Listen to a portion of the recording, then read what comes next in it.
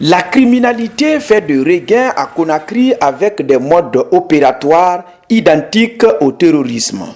Récemment, 4 individus inconnus à moto ont attaqué des agents de police en pleine journée à 36 km de la capitale Conakry avec des fusils. Les assaillants toujours en cavale, la police annonce l'ouverture des enquêtes pour les arrêter. Ils sont venus en moto, 2 motos, et ils ont eu à tirer sur eux et en profitant du pénombre, parce que c'était un lieu d'obscurité totale, donc ils ont pu disparaître. Donc pour un premier temps, avec l'effet de la surprise, est-ce qu'il fallait les poursuivre ou est-ce qu'il fallait sécuriser les agents qui ont été atteints?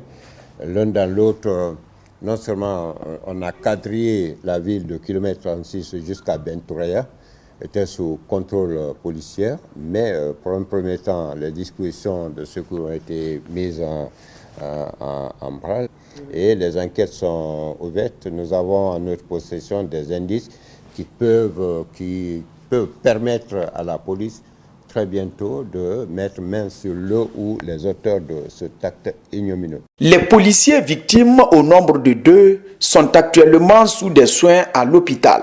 Ces 2 adjudants-chefs, ils portent tous le nom loi, qui ont été victimes au niveau des cuisses. L'autre a une fracture ouverte. Ils ont été pour un premier temps déposés au niveau de l'hôpital de Koya. Et le lendemain, sur l'instruction de l'autorité, ils ont été transportés à l'hôpital de Camp Samori.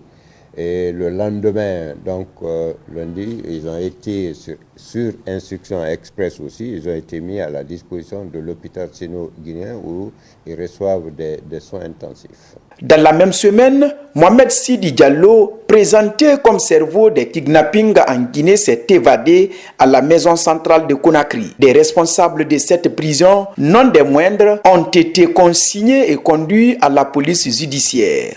Pour un premier temps, les présumés complices ou les responsables ont été donc au niveau de la justice de la maison centrale, ils ont été confinés et présentés au directeur central de la police judiciaire, le régisseur même qui, pour des besoins d'enquête, a été conduit au niveau de la police judiciaire où les enquêtes sont ouvertes.